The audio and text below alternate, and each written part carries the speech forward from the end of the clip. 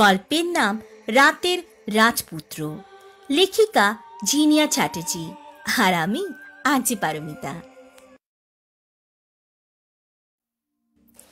রাত মানে নিস্তব্ধতা, রাত মানে অন্ধকার, রাত মানে একটা দিনের অন্তিম সময়, নতুন দিনের অপেক্ষা।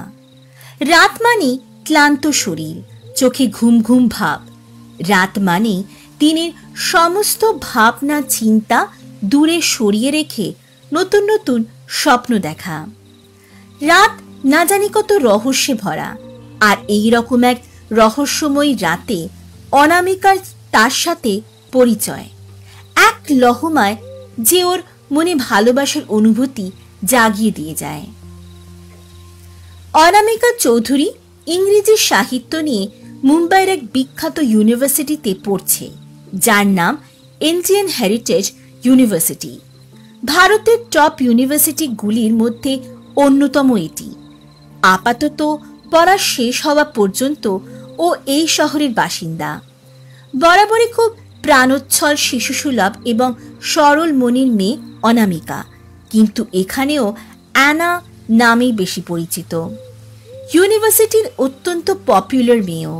সর্বক্ষণ মাতিয়ে রাখে অ্যানা ওর বন্ধুদের, মজার মজার গল্প বলে। সেই জন্যই ইউনিভার্সিটির সমস্ত ছাত্রছাত্রীর কাছে ও একটি পরিচিত মুখ। অনামিকার বাবা মিস্টার অমরেশ চৌধুরী একজন নামকরা ব্যবসায়ী। ভারতের দুটি জায়গায় ওনার ব্যবসা আছে, কলকাতায় এবং অপরটি মুম্বাইতে। প্রধানত এক্সপোর্ট এবং ইম্পোর্টের ব্যবসা ওনাদের। অনামিকার মা মিসেস মনামি চৌধুরী কলকাতার অন্যতম নামী স্কুলের প্রিন্সিপাল। বলতে গেলে মুখে সোনার চামচ নিয়ে জন্মেছে অনামিকা।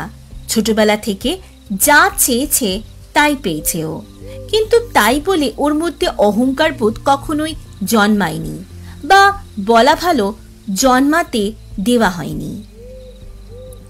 কলকাতার সবচেয়ে ধনী ব্যবসায়ী হিসেবে যেমন নামডাক আছে অমরেশ বাবুর, তেমনি মানুষের রক্ষাকর্তা হিসেবেও উনি পরিচিত।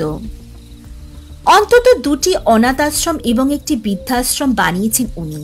সেখানে সব মিলিয়ে 1000-এর উপর অনাথ শিশু এবং বৃদ্ধ বৃদ্ধাদের নিজের বাবা মা এবং ছেলে মেয়েদের মতোই দেখাশোনা করেন অমরেশ বাবু এবং মনামি দেবী।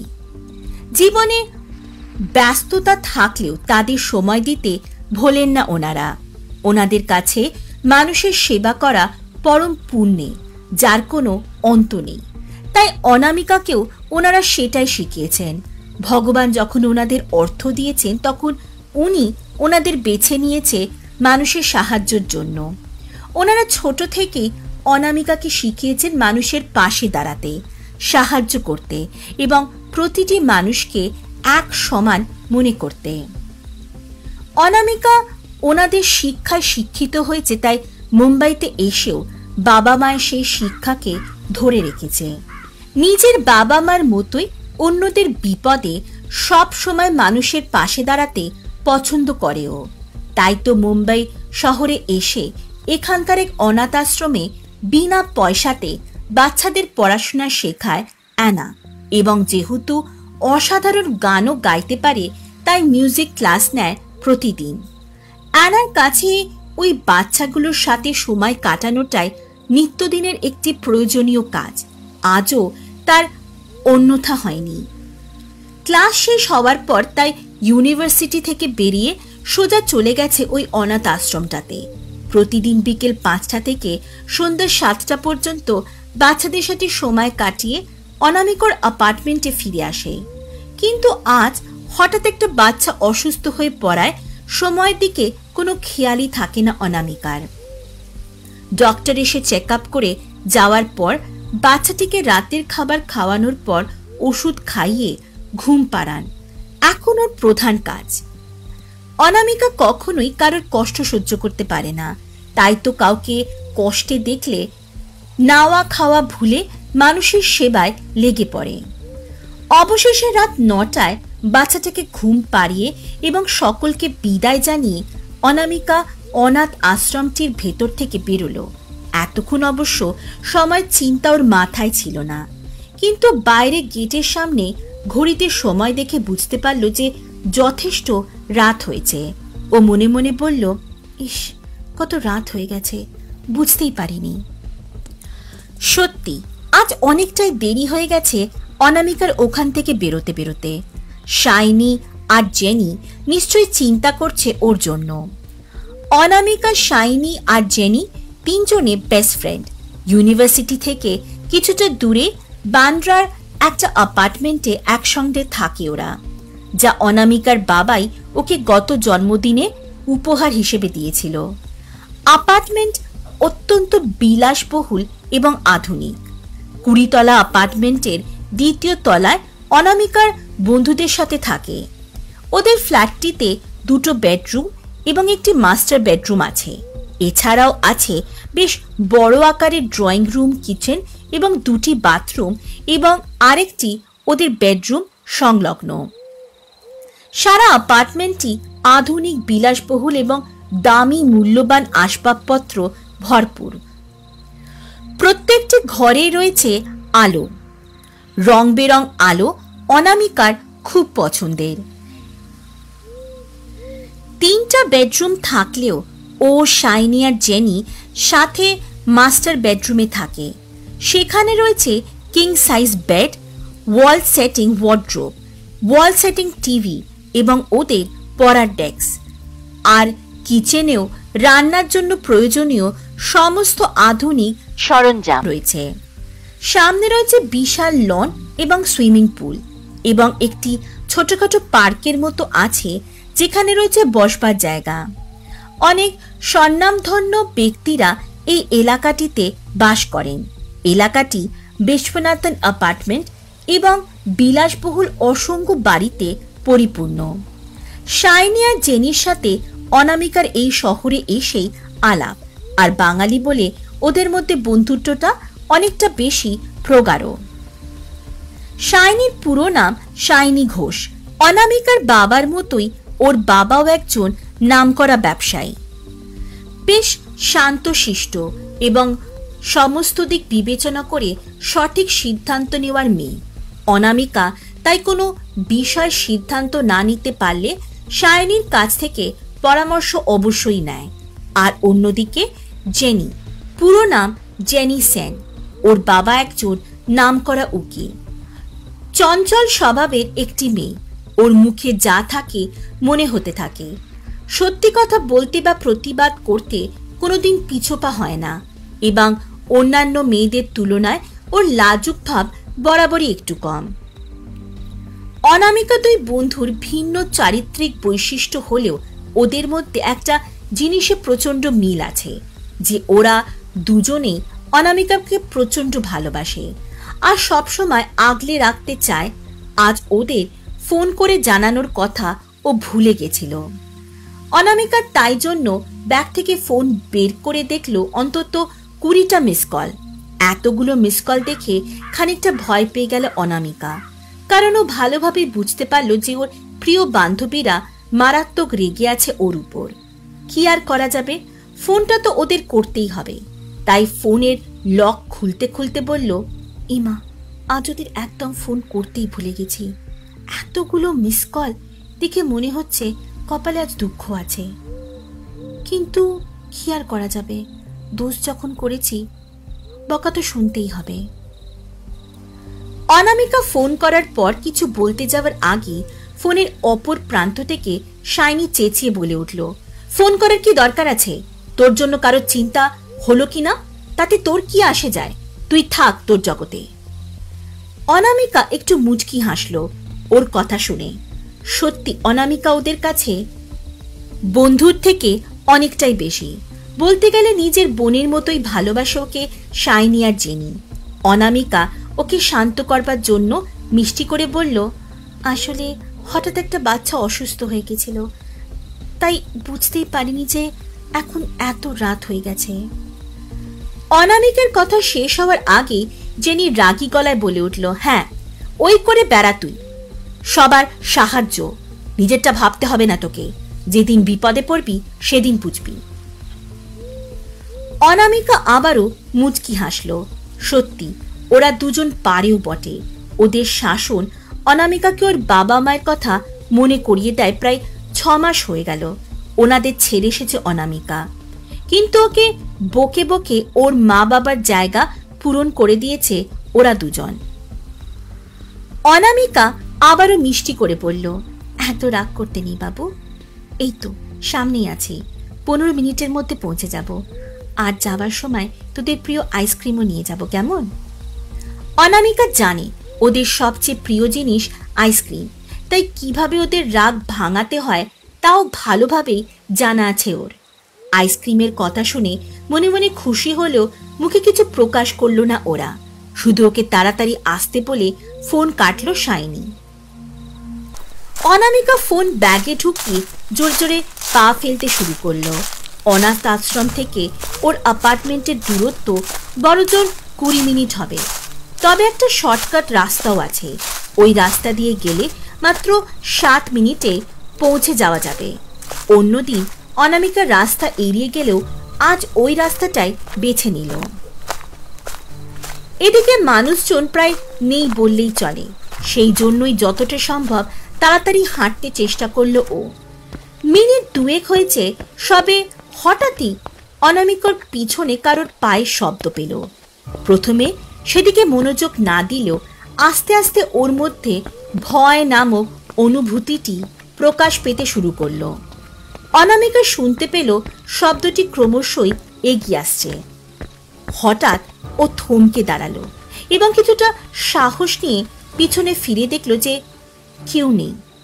এদিকে অনেকগুলি গলি আছে, তাইও ভাবলো যে হয়তো কোনো একটার মধ্যে দিয়ে চলে গেছে।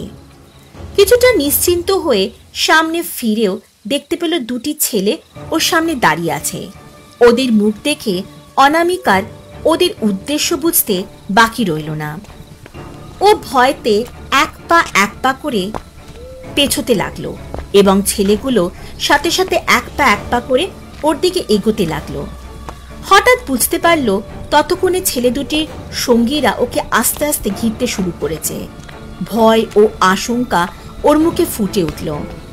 অনামিকা এতটাই শঙ্কিত হয়ে পড়ল যে ও কি করে পালাবে সেটাই বুঝতে পারল না। ক্রমশ পিছনে যেতে যেতে হঠাৎই শক্ত কোনো কিছুতে ধাক্কা লেগে অনামিকা রাস্তার উপর পড়ে যেতে লাগলো। সেই ভয়ে 2 চোখ বন্ধ করে নিল। কিন্তু আশ্চর্য ব্যাপার, ওর শরীর ভূমি স্পর্শ করলো না। ধীরে ধীরে চোখ খুলে তাকালো, দেখলো বলিষ্ঠ 2 হাত ধরে রেখেছে ওকে।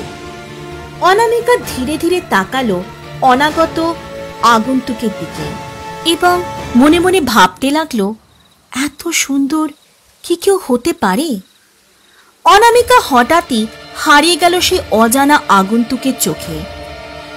কিছু মুহূর্ত আগে ও যে ওর সাথে কি হতে চলছিল সেসব ভুলে ও এখন হারিয়ে গেছে এক স্বপ্ন দেশে। হঠাৎ ছেলেটির সুমধুর আওয়াজে সম্বিত ফিরল ওর। ছেলেটি গম্ভীর অথচ সুমধুর স্বরে বলল, আর ইউ ওকে? অনামিকা নিজেকে আর হারিয়ে যেতে দিল না সেই আগন্তুকের চোখে। ধীরে ধীরে হ্যাঁ সূচক মাথা নাড়িয়ে ছেলেটির প্রশ্নের প্রত্যুত্তর দিল। গুড। শুধু এইটুকু বলে সে অনামিকাকে ধীরে ধীরে দাঁড় করালো আর তারপর একটু সামনে এগিয়ে দাঁড়ালো এবং গম্ভীরভাবে তাকালো ওই মানুষরূপী পিশাচগুলোর দিকে। অনামিকাও কিছুটা সাহস পেল। তবুও সেই ছেলেটির শার্টের পিছন দিকটা খামচে ধরে দাঁড়িয়ে থাকলো নিশ্চুপ ভাবে। অনামিকার অজানা ছিল ছেলেগুলোর পরিচয়, কিন্তু ওর অজানা ছিল না ওদের উদ্দেশ্য। কুরুর হাসির আওয়াজ বারবার জানান দিচ্ছিল ওদের হিংস্রতার। অচেনা আগন্তুকটি অনামিকার ভীত শরীরে কম্পন অনুভব করে ওর দিকে আর চোখে তাকালো, কিন্তু মুখে কিছু বলল না। তারপর সে আবারও তাকালো ছেলেগুলোর দিকে যারা ওদের পথ আটকে রেখেছে। হঠাৎই ছেলেগুলোর লিডার বলে উঠল, उस लड़की को हमको दे दे आज रात के लिए, वो हमारी है, हमने उसे पसंद किया है, मैं और मेरे लड़के आज रात उसके साथ मस्ती करेंगे। ওদের কথা শুনে অনামিকার সাথে থাকা সে অচেনা ছেলেটি খানিকটি गंभीर स्वरे बोल, अच्छा अच्छा इसलिए तुम्हें वो चाहिए, पर क्या तुम एक चीज जानते हो, जब तुम्हें कोई चीज पसंद है जो ऑलरेडी किसी और की है, तब कुछ डिफिकल्टीज को फेस करना पड़ता है। तुम इस डिफिकल्टी को हरा सकते हो। সে নিজের দিকে ইশারা করলো, তারপর আবার বলল, तो फिर आज रात के लिए तुम्हारा। অনামিকা অচেনা ছেলেটির মুখে হিন্দি কথা শুনে প্রচন্ড বিস্মিত হয়ে গেছিল, কারণ ভেবেছিল যে সে কোনো বিদেশি। কিন্তু সে ছেলেটির শেষের কথাগুলো শুনে সত্যি আরো বেশি ভয় পেল, আর ভয় পেয়েও ছেলেটার জামাটার পিছন দিকটা আরো জোরে খামচে ধরল। সে অচেনা আগন্তুকের স্পর্শে বুঝতে পারল যে অনামিকা খুবই ভীত এবং সন্ত্রস্ত হয়ে পড়েছে। ওকে আশ্বস্ত করতে ওর দিকে তাকিয়ে সে শান্তভাবে বলল, बिल्कुल भी डरो मत, मैं तुम्हारे साथी हूं, वो लोग तुम्हें छू भी नहीं पाएंगे मुझे क्रॉस करके बिना, they don't have that much power. ছেলেগুলি জোরে হেসে উঠল, কারণ ওরা ভেবেছিল যে একা একটি ছেলে কি বা করতে পারবে। ওদের লিডার আবার বলে উঠল, तुम्हें लगता है कि तुम हमसे अकेले लड़ पाओगे, मजाक कर रहे हो क्या? সেই অচেনা ছেলেটি নেতিবাচক মাথা নাড়িয়ে गंभीर स्वरे बोल, नहीं बिल्कुल भी नहीं, मैं अकेला ही तुम लोगों के लिए काफी हूं। তারপর সে অনামিকার দিকে তাকিয়ে বলল, तुम्हें मुझ पे बिलीव है राइट? অনামিকা কিছুই ভাবতে পারছে না ওর অচেনা ছেলেটিকে বিশ্বাস করা উচিত কিনা, কিন্তু যখন থেকে ছেলেটি ওর সামনে এসেছে তখন থেকে ও এক তীব্র আকর্ষণ অনুভব করছে। ওর আগে কখনো এমন হয়নি। এই অনুভূতিও ওর কাছে ভীষণ নতুন। কিন্তু অনামিকার ভীষণ ইচ্ছে করছে ছেলেটিকে বিশ্বাস করতে, আর সেই জন্যই আস্তে আস্তে মাথা নাড়িয়ে ও বলল, ইয়েস। অনামিকার হৃদয় তোলপাড় করে দিয়ে ছেলেটি মুচকি হাসলো এবং সে বলল, ওকে, আপনি आंखें बंद करो एंड काउंट टू 10। ও অবাক হয়ে গেল ছেলেটির কথায়, কিছুতেই বুঝতে পারছে না হঠাৎ ছেলেটি কেন বলল ওকে গুনতে। কিন্তু যেহেতু অনামিকার বিশ্বাস আছে ছেলেটির উপর, সেহেতু ও চোখ বন্ধ করলো এবং জোরে জোরে গুনতে আরম্ভ করলো। আর ঠিক সেই মুহূর্তের সুযোগ নিয়ে হঠাৎ এসে অচেনা ছেলেটি চোখের পলকে ওই ছেলেগুলোর সামনে গিয়ে দাঁড়ালো। অনামিকাদের থেকে ওদের দূরত্ব ছিল বেশ কিছুটা, আর মুহূর্তের মধ্যে সেই দূরত্বের অবসান ঘটিয়ে ছেলেটি ওদের সামনে দেখে যথেষ্ট ঘাবড়ে গেল ওরা। তখন সে ছেলেগুলোর লিডার ওর চোখে চোখ রেখে गंभीर स्वरे बोल, वो 10 तक गिनेगी और तुम लोगों के पास उतनी ही टाइम है यहां से भागने के लिए। अगर तुम लोगों ने वैसा नहीं किया देन तुम लोग सोच भी नहीं सकते हो कि क्या हो सकता है। वो सिर्फ मेरी है, और अगर तुम लोगों ने फिर कभी उसको परेशान करने की कोशिश की, मैं तुम लोगों के शरीर की एक एक खून की बूंदे पी जाऊंगा। मुझे ह्यूमन ब्लड बहुत पसंद है। শেষ কথাগুলো খানিকটা ফিসফিসিয়ে বলল সেই অচেনা ছেলেটি। মুহূর্তের মধ্যে মুখের রং ফ্যাকাশে হয়ে গেল ওদের লিডারের। পূর্ণিমার আলোতে ওরা পরিষ্কার দেখল ছেলেটির জ্বলন্ত লাল চোখ দুটি। মুহূর্তে শিহরণ খেলে গেল ওদের শরীরে। এই চোখ যে কোনো মানুষের হতে পারে না সেটা ভালোই বুঝতে পারল ওরা। বিবর্ণ মুখগুলি দেখে হেসে উঠল ছেলেটি, আর সেই সাথে সাথেই ওরা দেখতে পেল একজোড়া ধারালো দাঁত। কারোরই বুঝতে বাকি রইল না এখানে আর এক মুহূর্ত থাকলে কি হতে পারে, তাই সেখান থেকে চলে যাওয়াই শ্রেয় মনে করল ওরা। ঠিক সেই মুহূর্তেই অনামিকা চোখ খুলল এবং দেখতে পেল ও আর সেই অচেনা আগন্তুক ছাড়া আর কেউ নেই সেখানে। মনে মনে খুশি হলো ছেলেগুলোকে না দেখতে পেয়ে। নিজেকে স্বাভাবিক অবস্থায় ফিরিয়ে এনে অচেনা ছেলেটি অনামিকার সামনে এসে দাঁড়ালো। তারপর ওর দিকে তাকিয়ে সে বলল, वो लोग फिर तुम्हें कभी परेशान नहीं करेंगे, अभी हमें चलना चाहिए। এই বলে অনামিকাকে ভীষণভাবে অবাক করে দিয়ে ছেলেটি হঠাৎই ওকে কোলে তুলে নিল এবং চলতে আরম্ভ করলো। অনামিকা বাধা দিল না বা বাধা দিতে চাইল না। হয়তো মনে মনে এটাই চেয়েছিল, কিন্তু কেন তা নিয়ে বুঝতে পারছিল না। অবাক দৃষ্টিতে অনামিকা তাকালো সেই অচেনা আগন্তুকের মুখের দিকে। চাঁদের আলোতে কি অপূর্বই না লাগছে। সুঠাম বলিষ্ঠ শরীর, গায়ের রং যেন দুধের থেকেও সাদা, মাথা ভর্তি খয়েরি রঙের চুল সৌন্দর্য আরো বাড়িয়ে দিয়েছে। কিন্তু ছেলেটির চোখ দুটি একেবারে অন্যরকম। সোনালী রঙের চোখ দুটি সবচেয়ে আলাদা। না জানি কেন সেই চোখের দিকে তাকালে অনামিকার মনে হয় সেই চোখ দুটি ওকে সম্মোহিত করে দিচ্ছে। অনামিকা আবারও হারিয়ে যাচ্ছিল সেই চোখের গভীরতায়। কিন্তু ছেলেটির সুমধুর আওয়াজে ও সম্বিত ফিরল আরো একবার। ছেলেটির রাস্তার দিকে থেকে চোখ না সরিয়ে জিজ্ঞেস করল, Which way? तुम्हारा अपार्टमेंट? অনামিকা আস্তে আস্তে বলল, হ্যাঁ, ওই সামনে, I mean straight then left। সবকিছু কেমন জানি গুলিয়ে যাচ্ছে ওর, তবু যথাসম্ভব নিজেকে শান্ত রাখার চেষ্টা করে চলেছে অনামিকা। ছেলেটি ওর উত্তরে শুধু মাথা নাড়ল, কিন্তু মুখে কিছুই বলল না। অনামিকা বুঝল যে ছেলেটি যথেষ্ট গম্ভীর, অথচ কত শান্ত। বেশি কথা বলা হয়তো সে পছন্দ করে না। তবু অনামিকা চেষ্টা করলো একটু আলাপ জমানোর এবং মিষ্টি করে বলল, থ্যাঙ্কস ফর এভরিথিং।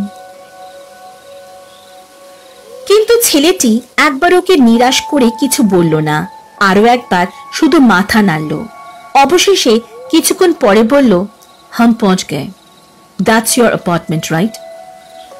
অনামিকা ছেলেটির দিকে তাকিয়ে হ্যাঁ সূচক মাথা নাড়ল। তারপর ছেলেটি ওকে ধীরে ধীরে নামিয়ে দাঁড় করালো। আরো চোখে চোখ রেখে বলল, আমাতে এতটাও হারিয়ে যেও না যে নিজেকে খুঁজতেই ভুলে যাও। অনামিকা খুব বিস্মিত হয়ে গেল কথাগুলি শুনে। ছেলেটি এত সুন্দর বাংলা বলতে জানে। ও বুঝতেই পারছে না যে সে কি করে ওর মনের কথা জেনে গেল। ও অবাক দৃষ্টিতে ছেলেটির দিকে তাকালো। বুঝতে চাইছিল ওর মনের অগোচরে চলতে থাকা অনুভূতি কিভাবে বুঝল সে। অনামিকা হারিয়ে গেল ভাবনার জগতে। জেনি আর শাইনি অনামিকাকে গেটের বাইরে দাঁড়িয়ে থাকতে দেখে ছুটে ওর কাছে গেল। গেট খুলে অনামিকাকে জড়িয়ে ধরল ওরা। খুব ভয় পেয়ে গিয়েছিল জেনি আর শাইনি ওর এতটা দেরি হওয়ার জন্য। অনামিকা হঠাৎ সম্বিত ফিরে পেল ওদের স্পর্শে, কিন্তু ওর মন বারবার হারিয়ে যেতে চাইছিল সেই অচেনা আগন্তুকের কাছে। অনামিকা নিজের মনকে শান্ত করে ওদের জড়িয়ে ধরল। ও ভুলতে চাইল, ওর মন বারবার চলে যেতে লাগলো সে আগন্তুকের কাছে। অ্যানা ওদের দিক থেকে নজর ফিরিয়ে দেখতেই দেখল যে সেই ছেলেটি ওখানে নেই। এই তো এইমাত্র ছিল, গেল কোথায় এত তাড়াতাড়ি? কোনো মানুষ কিভাবে এত তাড়াতাড়ি অদৃশ্য হয়ে যেতে পারে? কিছু মুহূর্ত আগে পর্যন্ত যে এখানে ছিল, সে কি করে হঠাৎ এইভাবে মিলিয়ে যেতে পারে হাওয়ায়? বুঝতে পারছে না ও কিছু। সবকিছু তালগোল পাকিয়ে যাচ্ছে। এত তাড়াতাড়ি যে কোথায় গেল ছেলেটি, অনামিকা কোনো উত্তর খুঁজে পেল না। কোনো মানুষের পক্ষে কি এক মুহূর্তে এইভাবে হাওয়ায় মিলিয়ে যাওয়া সম্ভব? তার উত্তর অনামিকার জানা নেই। সেই জায়গাটির দিকে তাকিয়ে থাকলো ও, যেখানে কিছু মুহূর্ত আগে পর্যন্ত ছেলেটি ছিল, হঠাৎ মিলিয়ে যাওয়ার আগে। বারবার অনামিকা সেই রাস্তার দিকে তাকাচ্ছে দেখে সোহিনী জিজ্ঞেস করলো, কিরে আনা, ওদিকে বারবার কি দেখছিস? অনামিকা রাস্তাটির দিকে চোখ রেখে উত্তর দিল, ওই ছেলেটা যে আমাকে পৌঁছে দিয়ে গেল।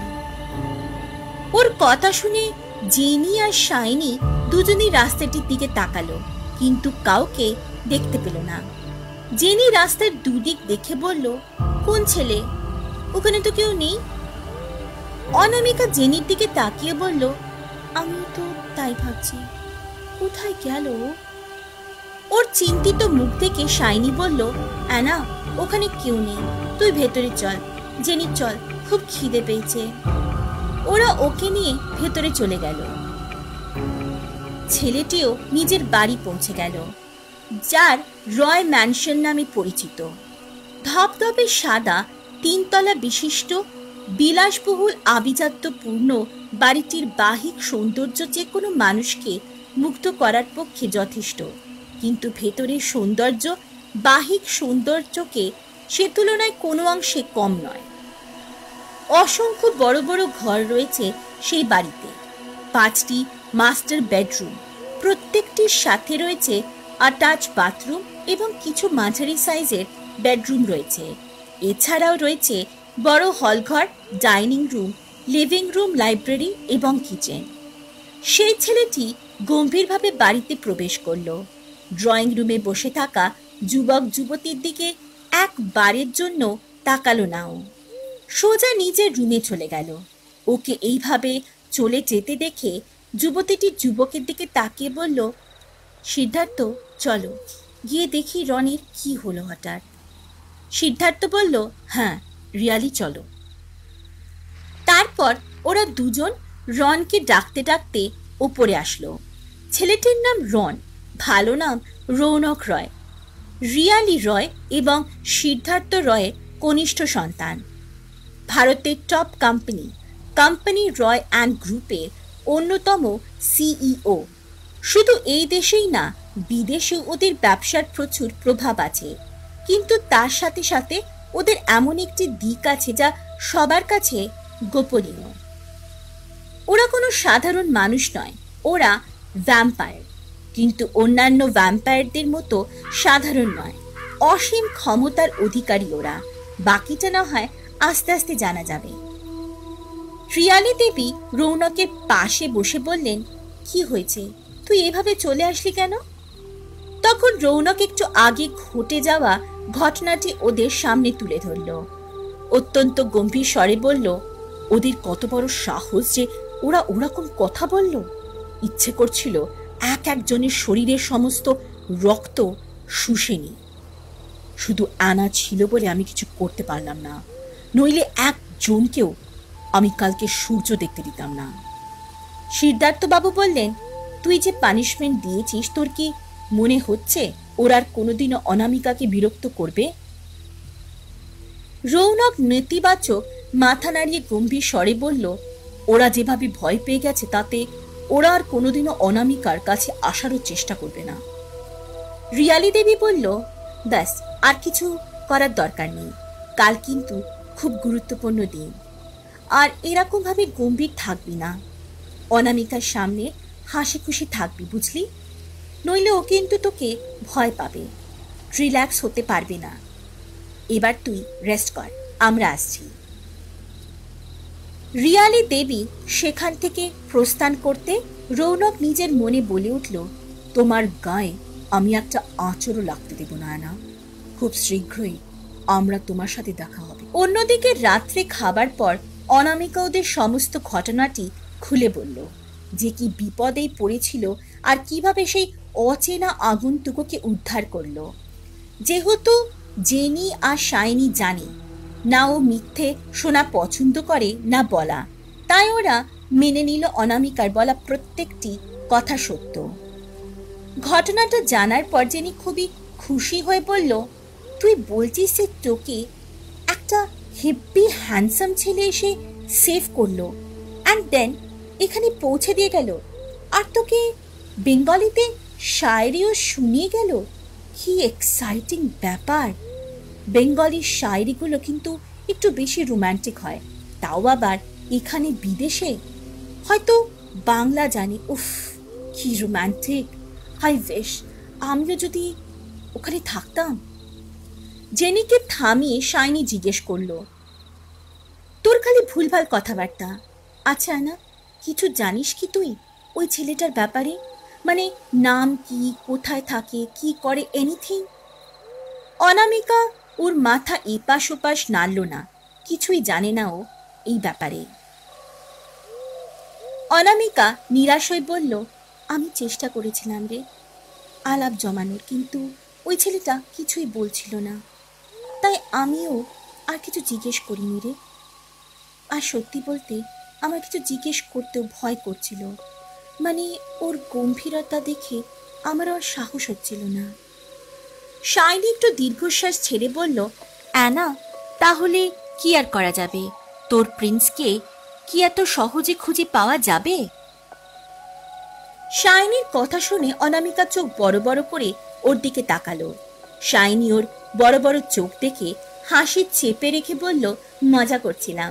আচ্ছা চল এখন শুয়ে পড়, কাল সকালে আগেন ডিসকাস করা যাবে। অনামিকা নিজের মাথা নাড়ল, তারপর বিছানাতে শুয়ে পড়ল। কিন্তু আজ রাতে ঘুম আসবে কি মনে হয় না ওর। তবুও অনামিকা পুরো চেষ্টা করলো ঘুমিয়ে পড়ার, যেহেতু কাল ওর কলেজে ক্লাস আছে সকালে, লেট হলে চলবে না।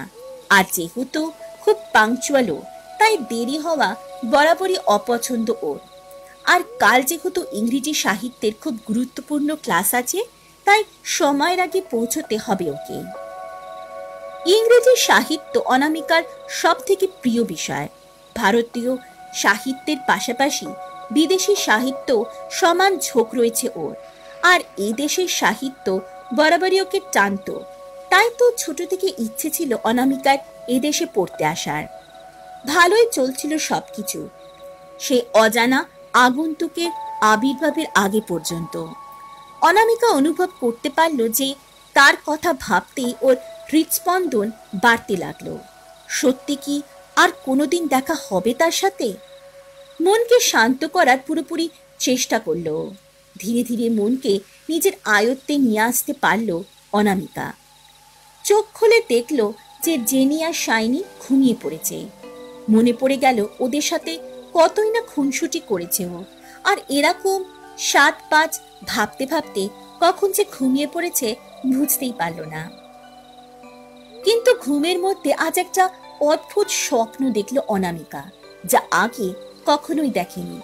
দেখল ওপরে আকাশ, তাতে পুঞ্জ পুঞ্জ মেঘ ভাসছে, নিচে ফুলের পাপড়ি ছড়ানো রাস্তা দিয়ে হেঁটে চলেছে ও, আর সেই অচেনা আগন্তুক।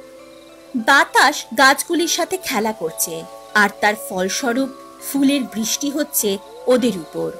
ওরা হেঁটে চলছে একে অপরের হাত ধরে, গল্প আর হাসিতে মশগুল ওরা এখন ওদের জগতে। কিছুক্ষণ পর ছেলেটি হঠাৎ থামল। অনামিকা দেখতে পেল চারিদিকে নানান জানা অজানা রঙের ফুলের বাগান, আর প্রজাপতিরা যেন আনন্দে নেচে বেড়াচ্ছে ফুলের ওপর। কি অপূর্ব দৃশ্য!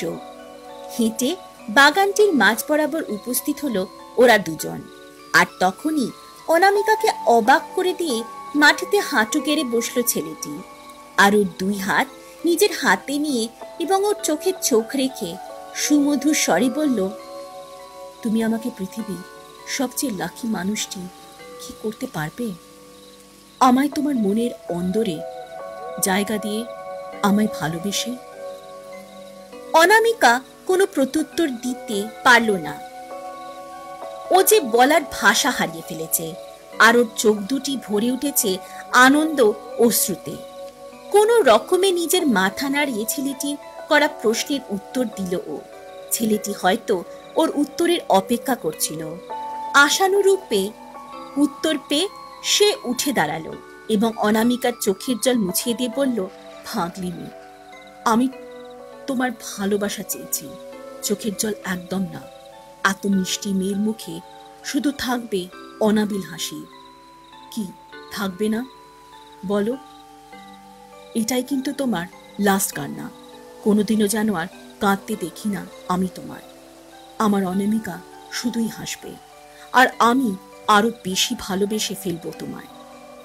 এই বলে সে অনামিকাকে জড়িয়ে ধরল। তখনই হঠাৎ করে ওর ঘুম ভেঙে গেল। ধরপড় করে উঠে বিছানায় উঠে বসলো ও। এপাশ ওপাশ তাকিয়ে দেখলো যে শাইনি আর জেনি অঘরে ঘুমাচ্ছে। ভোর হয়ে গিয়েছে ততক্ষণে। পাখির মিষ্টি স্বরও শোনা যাচ্ছে ওদের অ্যাপার্টমেন্টের লাগোয়া গাছ থেকে। ভোরের স্বপ্ন নাকি সত্যি হয় শুনেছে অনামিকা। তার মানে কি এই স্বপ্নটাও? উফ, আর ভাবতে পারছে না ও। শরীর অবশ হয়ে যাচ্ছে ভাবতে গেলে। কি সুন্দর স্বপ্ন ছিল। আজ পর্যন্ত এত সুন্দর স্বপ্ন কোনোদিন দেখেনিও। স্বপ্নের কথা ভেবে হালকা গোলাপি আভা ছড়িয়ে পড়ল অনামিকার দুই গালে। সত্যি ওই ছেলেটা একেবারে পাগল করে দিয়েছে ওকে। অনামিকাকে একা একা হাসতে দেখে শাইনি টিজ করে বলল, কি রে, তোর প্রিন্সকে নিয়ে কোনো ড্রিম ট্রিম দেখলি নাকি? তোর মুখ দেখে তো তাই মনে হচ্ছে। অনামিকা খানিকটা অবাক হয়ে তাকালো ওর দিকে। তার মানে জেনি লক্ষ্য করছিল ওকে। ঠিক কখন উঠলি? জিজ্ঞেস করলো অনামিকা। যখন তুই তোর জগতে ছিলি। হিরে আনা, তোর রাজপুত্র এসেছিল না তোর স্বপ্নে, তাই না বল? মুখে দুষ্টু হাসি নিয়ে জিজ্ঞেস করলো জেনি। যদি ওর উত্তর অজানা নয়, তাও অনামিকার মুখ থেকে শুনতে চাইছিল। অনামিকা লজ্জিতভাবে ঘাড় নেড়ে হ্যাঁ জানালো শাইনিকে। জেনি মুচকি হেসে বলল, আলে বাবালে, এত লজ্জা! অ্যানা, তুই যদি জাস্ট ড্রিম দেখে এত লজ্জা পাস তাহলে রিয়েলে কি করবি? জেনি, আর লেগ পুল করিস না, আমার অনেক হয়েছে। কিছুটা অভিমানের সুরে বলল অনামিকা। আরে এমন হয় নাকি? তোকে লেগ পুল করার মতো এতদিনে একটা টপিক পেয়েছি, এত সহজে কি ছাড়া যায়? হঠাৎই হাসতে হাসতে বলল শাইনি। শাইনি, তুই কবে থেকে আমাকে জেনির মতো টিজ করা স্টার্ট করলি? তোরা যখন ঘুমোচ্ছিলি তখনই শান্ত ছিল। অনামিকার গলায় অভিমানী সুর স্পষ্ট। ও মুখ ঘুরিয়ে অন্যদিকে তাকালো। কে বলল? আমি তো জেগেই ছিলাম, তোদের ডিসকাশন শুনছিলাম আর ওয়েট করছিলাম ঠিক জায়গায় এন্ট্রি নেওয়ার জন্য। আর আমি অলওয়েজ চিন্তা করে কথা বলি, বুঝলি? আর আজ থেকে তোকে টিজ করা স্টার্ট করলাম। বেশি না, অল্প অল্প করব। কিছুটা গর্বের সুরে বলল জেনি। অনামিকা গাল ফোলালো আর উঠে চলে গেল ওখান থেকে। আর এই দেখেই শাইনি আর জেনি হাসতে আরম্ভ করলো। ওরা জানে অনামিকা কখনোই ওদের উপর রাগ করে থাকতে পারবে না, যেমন ওরাও পারে না।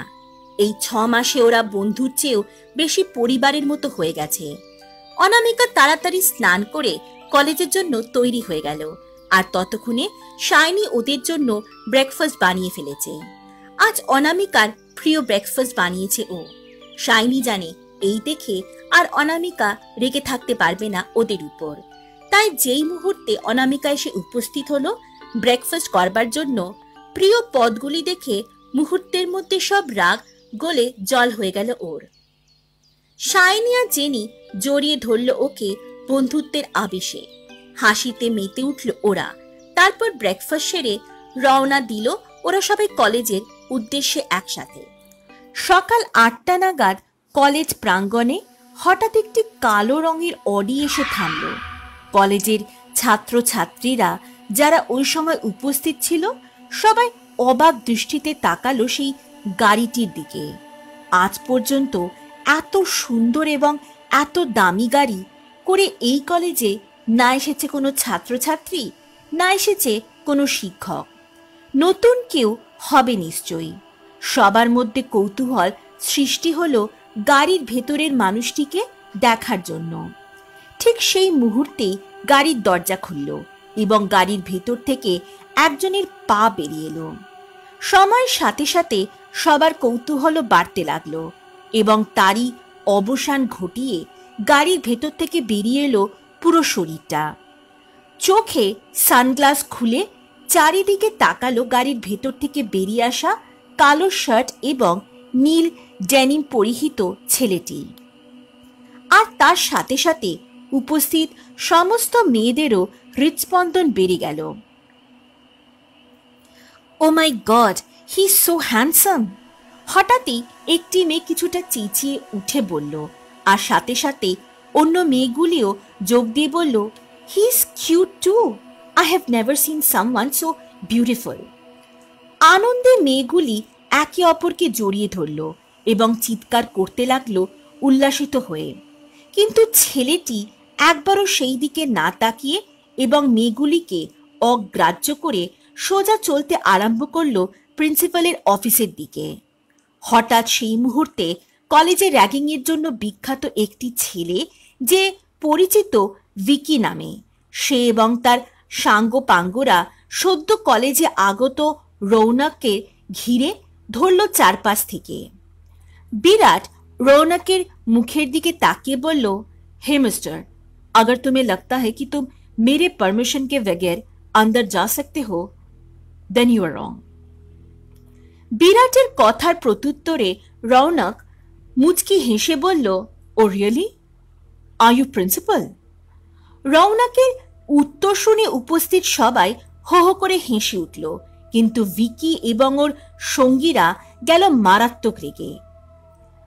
অনামিকা জেনি এবং শাইনির সাথে কলেজে প্রবেশ করার সাথে সাথে দেখতে পেল যে কলেজের সমস্ত ছাত্রছাত্রীরা কোনো কারণে হাসছে, কিন্তু হঠাৎ সবাই ভিকির রাগী মুখ দেখে চুপ হয়ে যায়। অনামিকা আরো দেখতে পায় যে ভিকি আর ওর দলবল একজন ছেলেকে ঘিরে দাঁড়িয়ে রয়েছে। ওর বুঝতে বাকি থাকে না যে রৌনক নিশ্চয়ই সদ্য আগত, কারণ এই কলেজে আসা প্রতিটি ছেলে মেয়েকে কোনো কিছুর সম্মুখীন হওয়ার আগে ভিকির র্যাগিং এর সম্মুখীন হতে হয়। অনামিকা ওর পাশে দাঁড়িয়ে থাকা একটি মেয়ের কাছে জানতে চায় সবার হাসি ও ভিকির রাগের কারণ, আর সমস্ত ঘটনাটা শুনে ও হতভম্ব হয়ে যায়। আগে কারোর এত সাহস হয়নি ভিকির মুখের উপর কিছু বলার। শাইনি আফসোসের সুরে বলে ওঠে, ছেলেটা আজ গেল, ভিকি যা রেগে আছে এত সহজে রেহাই দেবে না। অনামিকার খুব কৌতূহল হচ্ছিল রৌনককে দেখার জন্য। ও তখনও পর্যন্ত জানত না যে যাকে ভিকিরা র্যাগিং করছিল সেই ছিল কালকে অচেনা ছেলেটি, যে অনামিকার সম্মান রক্ষা করেছিল, কিন্তু বিরাট এর সঙ্গীরা এমনভাবে ওকে ঘিরে ধরে আছে যে অনামিকার মুখ দেখতেই পেল না। খারাপ লাগছে ওর ছেলেটার জন্য। অনামিকার বারবারই এই সমস্ত জিনিস অপছন্দের। কাউকে নিজের চোখের সামনে র্যাগিং হতে দেখলে নিজেকে থামিয়ে রাখতে পারে না, যদিও ও বারবারই এই সমস্ত ছেলেদের এড়িয়ে চলে, তবু সাহস নিয়েই আজ বলেই ফেলল ওদের থামতে। ওরা যেটা করছে সেটা ঠিক না। সবাই প্রচন্ড অবাক হয়ে যায় অনামিকাকে প্রতিবাদ করতে দেখে। শাইনি আর জেনি অবাক দৃষ্টিতে তাকিয়ে থাকে ওর দিকে। ওরা অনামিকাকে ওখান থেকে নিয়ে যাওয়ার চেষ্টা করলেও ও নিজের সিদ্ধান্তে অনড় থাকে যে ও এক পাও নড়বে না ততক্ষণ পর্যন্ত যতক্ষণ না জ্যাক ছেলেটিকে রেহাই দেয়। হঠাৎ জ্যাক অনামিকার দিকে তাকালো ক্রোধিতভাবে। অনামিকা বুঝতে পারল যে জ্যাক অসম্ভব রেগে গেছে ওর উপর। এবার খানিকটা ভয় পেল ও, তবু অনামিকা চেষ্টা করল ওদের সবার সামনে নিজেকে সাহসী দেখানোর। ভিকি রেগে চিৎকার করতে করতে ওর দিকে এগোতে লাগলো। तेरी हिम्मत भी कैसे हुई मुझसे ऐसे बात करने की? बहुत हिम्मत है ना तेरे में? चल तेरे को ही पहले पनिश करूंगा। কিছু এগোতেই ভিকি হঠাৎ অনুভব করলো যে কোনো অদৃশ্য শক্তি ওকে আষ্টে পৃষ্ঠে জড়িয়ে রেখেছে। ও চাইলেও আর এগোতে পারছে না। ক্রমশ শরীর অবশ হয়ে যেতে লাগলো ভিকির। ওর এরকম অবস্থা দেখে সবাই হতভম্ব হয়ে যায়। কেউ বুঝতে পারছে না যে হঠাৎ কি হলো ওর, এমনি বা করছে কেন। ও নিজের সর্বশক্তি দিয়ে এগোতে চাইলেও অনামিকার দিকে এক পাও এগোতে ব্যর্থ হয় এবং শীঘ্রই শরীর অবশ হওয়ার দরুন ও মাটিতে পড়ে যায়। তখন ভিকির বন্ধুরা ছুটে যায় ভিকির দিকে সাহায্য করার জন্য। অনামিকাও ওদের কলেজের প্রত্যেককে সবচাইতে শক্তিশালী ভিকি এরূপ অবস্থা দেখে রীতিমতো ভয় পেয়ে যায়। শাইনি অনামিকার মনের অবস্থা বুঝতে পেরে ওকে ওখান থেকে নিয়ে যাওয়ার শ্রেয় মনে করে। অনামিকা চলে যাওয়ার পর কলেজে নতুন আসা ছেলেটি মাটিতে পড়ে যাওয়া ভিকির সামনে এসে দাঁড়ায় এবং হাতটা বাড়িয়ে দেয় ওকে সাহায্য করার জন্য। ভিকির বন্ধুরা সদ্য আগত ছেলেটিকে বলে যে ওরা এতক্ষণ চেষ্টা করেও ও যখন তুলতে পারেনি, সে পারবে কি করে। নতুন ছেলেটি মুচকি হেসে ভিকির হাত ধরে ওকে মাটি থেকে তুলে আস্তে করে দাঁড় করায়, আর ভিকির বন্ধুরা অবাক দৃষ্টিতে তাকিয়ে থাকে সেই নতুন ছেলেটির দিকে। ওরা উত্তর খোঁজার চেষ্টা করে কিন্তু বুঝে উঠতে পারে না কিছু। ভিকির মাটিতে দাঁড়ানোর পর হঠাৎ অনুভব করে যে ও আবার আগের মতোই স্বাভাবিক হয়ে গেছে, আর আগের মতন স্বাভাবিক হওয়ার ফলে ভিকির খুব খুশি হয়ে যায়। Thanks bro, wanna be friends? ভিকির খুশি মনে ওর দিকে হাত এগিয়ে দেয় হ্যান্ডশেকের জন্য। নতুন রৌনক ওর হাত ধরে মাথা নাড়ায়। হঠাৎ শিহরণ খেলে যায় ওর শরীরে। এত ঠান্ডা হাত কি কারোর হতে পারে? মনে হলো যেন বরফে হাত দিয়েছে ও। হাতটা ছাড়িয়ে নিতে চায় কিন্তু নতুন রৌনক শক্তির সামনে ওকে হার মানতে হয়। রৌনক শান্ত এবং আস্তে আস্তে ওর কানের কাছে গিয়ে বলে, दर्द हुआ ना, लेकिन तुमने जो फील किया वो तो सिर्फ 1% था। Now listen carefully, what ever I will say. अगर तुमने ऐना को सपने में भी छूने की कोशिश की तो मैं तुम्हारे सपनों को बुरे सपनों में बदल दूंगा। You don't know what I am capable of. You will disappear from this world before you will even understand. And no one will ever find you. Got it? Vicky রীতিমতো ভয় পেয়ে গেল রৌনকের কথা শুনে। রৌনক এবার ওর হাত ছেড়ে দিয়ে মুচকি হাসল এবং ওর দিকে তাকিয়ে হঠাৎ বলল, Yeah, of course, we can be friends, right? Vicky কিছু বুঝতে না পেরে অবাক দৃষ্টিতে তাকালো রৌনকের দিকে, কারণ একটু আগে যে ওকে রীতিমতো ভয় পাইয়ে দিয়েছিল সেই হঠাৎ ওর বন্ধু হতে রাজি হলো। ভিকি কিছু জিজ্ঞেস করতে যাওয়ার আগে কলেজের প্রিন্সিপাল ওদের কাছে আসলেন। ভিকি বুঝতে পারল যে সম্ভবত ওদের প্রিন্সিপালকে দেখে রৌনক বন্ধু হবার কথাটি বলেছে। তারপর ভিকি রৌনককে ওদের প্রিন্সিপালের সঙ্গে অফিসের দিকে যেতে দেখল। ভিকির ভীত মুখ দেখে ওর বন্ধুরা বুঝতে পারল না ওর ভয়ের কারণ, কিন্তু ওর মুখ দেখে বোঝা যাচ্ছে ভালোই জব্দ হয়েছে। ক্লাসের বাইরে কিছুটা দূরে একটা বসার জায়গাতে অনামিকা বসেছিল ওর বান্ধবীদের সাথে। ভয় কাটিয়ে খানিকটা স্বাভাবিক হয়েছে ও। শাইনি ওকে জড়িয়ে শান্ত করার চেষ্টা চালিয়ে যেতে লাগলো। অনামিকা জানে না কেন ওর সামনে কেউ এমনভাবে মাটিতে পড়ে গেলে ও খুব ভয় পেয়ে যায়। অনামিকা পুরোপুরি শান্ত হওয়ার পর ওর ক্লাসে যাওয়ার জন্য প্রস্তুত হলো। অনামিকা ওর বান্ধবীদের জড়িয়ে ধরল, আর ওদের এইরূপ ভালোবাসার জন্য ও খুবই আপ্লুত। ওরা হাসি ঠাট্টা করতে করতে এগোতে লাগলো ক্লাসের দিকে, কিন্তু কিছুটা হেঁটে অনামিকা হঠাৎ থমকে দাঁড়ালো। একটি পরিচিত স্বর শুনতে পেয়ে ওর চোখ চেনা স্বরের উৎস খুঁজতে লাগলো এবং দেখতে পেল একটি ছেলে ওদের একজন শিক্ষকের সাথে কথা বলছে।